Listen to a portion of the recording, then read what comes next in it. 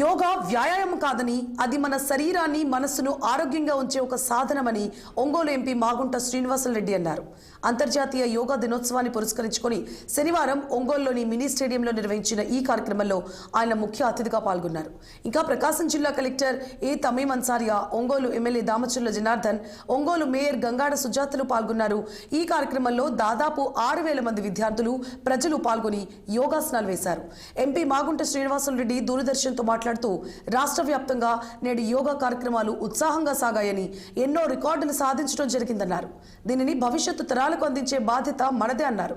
Ongole MLA Damacharla Janardhan మాట్లాడుతూ యోగాను మనందరం సాధన చేయాలి అన్నారు.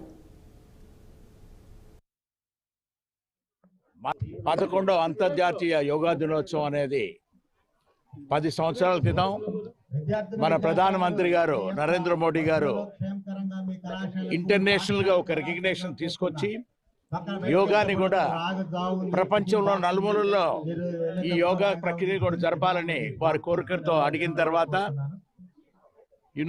యూనిసెఫ్ వారందరూ కూడా దీన్ని డిక్లేర్ చేసి ఇంటర్నేషనల్ యోగా డేగా జూన్ 21వ తారీఖు అనేది పెట్టడం ఒక చాలా అరుదైన విషయం. అది మన గౌరవ ముఖ్యమంత్రి వర్యులు నారా చంద్రబాబు నాయుడు గారు అయితే ఈ సంవత్సరం 11వ అంతర్జాతీయ యోగా దినోత్సవాన్ని మన ఆంధ్రప్రదేశ్లో విశాఖపట్నంలో జరపాలని ప్రధానమంత్రి గారిని కోరిన మీదట వారు అనుమతితో ఇవాళ విశాఖపట్నంలో కానీ విని ఎరుగని రీతిలో కూడా గిన్నిస్ బుక్ ఆఫ్ రికార్డ్స్ లోకి వెళ్ళేటట్టు దాదాపు 5 లక్షల మంది యోగా ఉత్సాహికులందరూ కూడా ఈ కార్యక్రమాల్లో పాల్గొనటం అంటే ఎంతో అద్భుతమైన విషయం. ఇది దీనిని ప్రత్యేకంగా కూడా మన ముఖ్యమంత్రి వర్యులు నారా చంద్రబాబు నాయుడు గారిని, అదేవిధంగా మన విద్యాశాఖ మంత్రులు లోకేష్ గారిని, అదేవిధంగా పవన్ కళ్యాణ్ గారిని అందరినీ కూడా అభినందించవలసిన విషయం.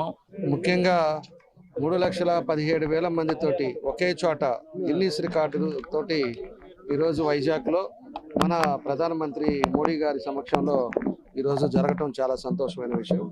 దానికి మన ముఖ్యమంత్రి గారు, అదేవిధంగా లోకేష్ గారు, పవన్ కళ్యాణ్ గారు అందరూ కూడా దీనికి పోయిన నెల 21 నుంచి ఈ నెల 21 వరకు రాష్ట్రం అన్ని ప్రాంతాల్లో కూడా ఈరోజు పూర్తిగా యోగా ఏ విధంగా దాని వల్ల ఉపయోగాలు ఏంటి అనేది దీనికి ఇలా ప్రజలందరూ కూడా తెలిసే విధంగా ఈరోజు నెల రోజులు ఈ కార్యక్రమం పెట్టడం, ఈరోజు ప్రధానమంత్రి రావడం చాలా సంతోషమైన విషయం అని చెప్పి కూడా తెలియజేస్తా ఉన్నాం.